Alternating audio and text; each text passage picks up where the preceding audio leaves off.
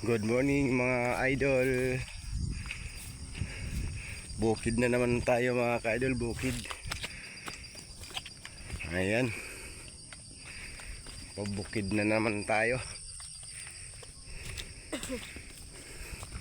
Tingnan muna natin yung hinaras ko dun sa bukid mga ka-idol. Ayun, no. Maga-maga pa lang. May sidlip pa lang yung araw mga ka-idol.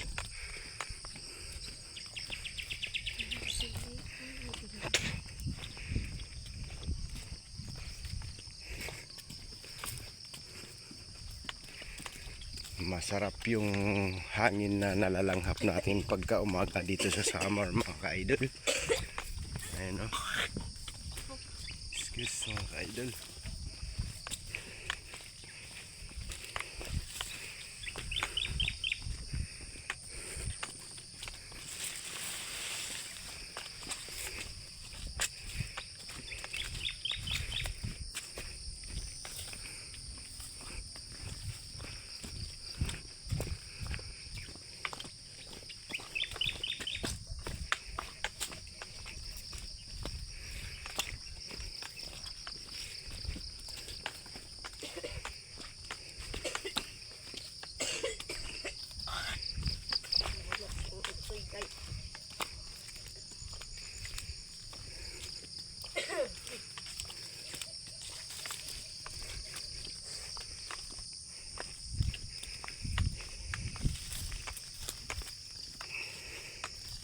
Nakakapagod nga lang mga ka-idol pagka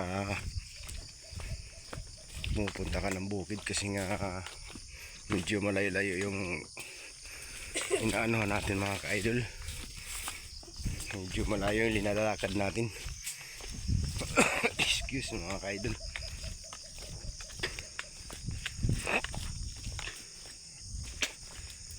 Talagang pagpapawisan ka talaga pagka lumalakad ka ng bukid. Ano, malapit na tayo sa bukid, yung kubo-kubo namin mga ka-idol.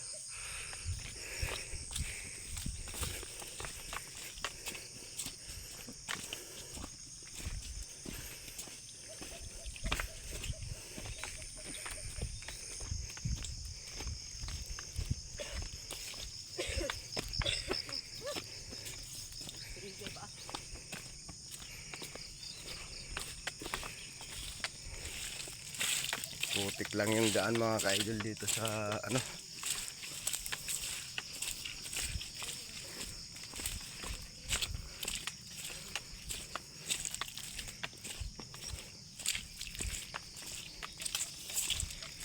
ayan, oh.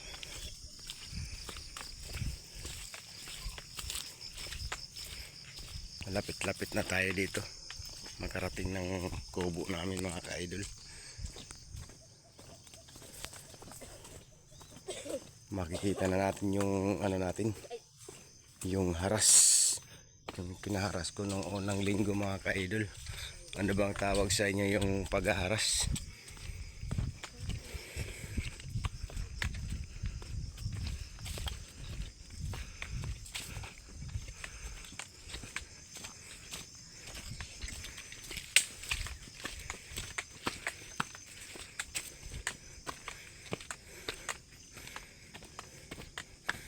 So malapit na tayo makarating mga ka-idol.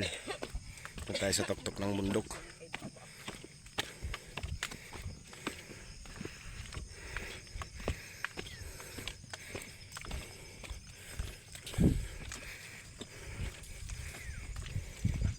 Exercise to mga ka-idol kasi maaga pa. Ang oras natin is alas 6, 6:13 mga ka-idol. Kahit maligo ka sa yamog,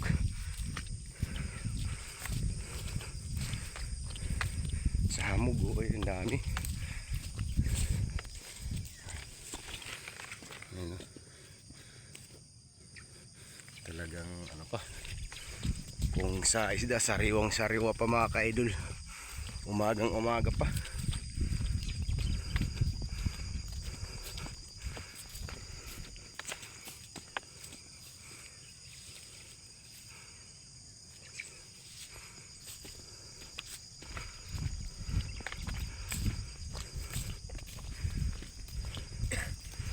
Ayan yung daanan namin papuntang ano namin mga idol. Kubo.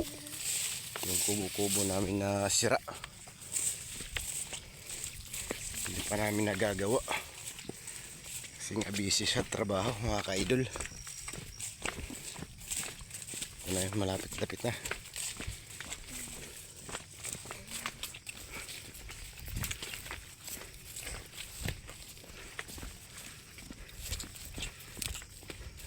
Yung kinagandaan lang dito idol sa bukid, kasi malalanghap mo yung mga magagandang simoy ng hangin dito. Preskong presko mga ka-idol. Pag umagang umaga kang pupunta sa bukid. Kaya yun, umaga talaga ang maganda. Ayan mga ka-idol. Ito yung ano ko. Yan, may lumipad na ibon na. Ito yung mga ka-idol. Yung pinagawa ko, yung pinaharas ko sa mga tao. Dalawang araw lang to mga ka-idol ginawa nila, kasi hindi tinapos. Mayroon pa doon tapusin sa taas, hindi tinapos mga ka-idol. Ewan ko kung anong, ayun doon dapat sa pataas pa sana yun. Tatas pa dapat yun. Ayan yung kubo ko mga ka-idol. Ayan. Ayan pala yung kubo ko. Ayun dun dapat mga ka-idol yung pinapaano ko, yung napaharas ko pa. Pataas dapat pa yun. Yung sa may puno ng ano, puno ng kahoy, dapat baba pa yan dito. Hindi, dito lang talaga tinigilan na. Natamad na siguro yung maghaharas ko. Kaya yan. So paano mga idol, hanggang dito lang muna tayo kasi magtatrabaho pa tayo. Marami pa tayong gagawin dito.